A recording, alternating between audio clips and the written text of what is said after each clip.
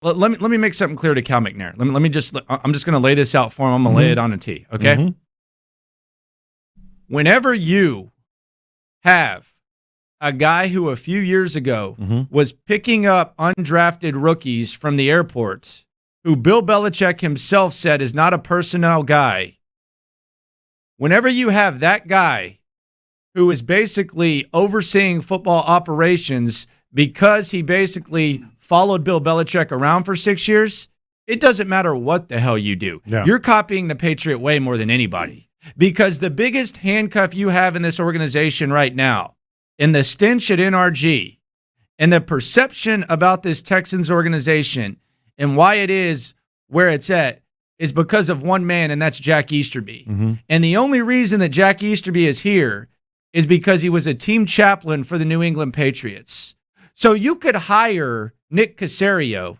You could hire Josh McDaniels. You could replace Mark Vandermeer and John Harris on Texans radio with Teddy Bruschi and Willie McGinnis.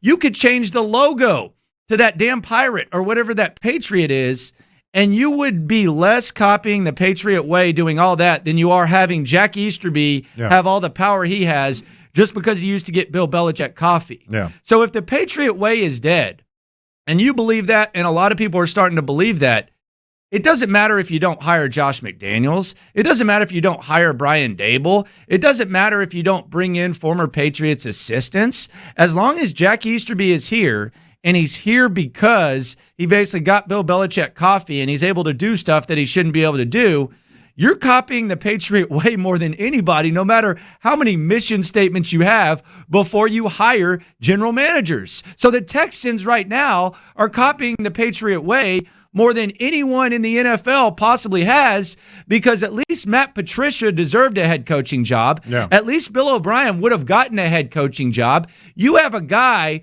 who is going around talking about the Patriot way that doesn't even deserve to be in the personnel department, and he's overseeing your football operations. So if the Patriot way is dead, that's a bigger kick to my nuts than I've had of many this offseason, because you're copying it more than anybody. There's an old saying, an old adage, if you will, that is fitting the Texans today more than ever, and that is, watch what they do, not what they say. They can say they're not, following the Patriots way all they want, but even if there are some in that group that they have not brought in, they brought in Josh McDaniels light over the weekend. I mean, they brought in his brother.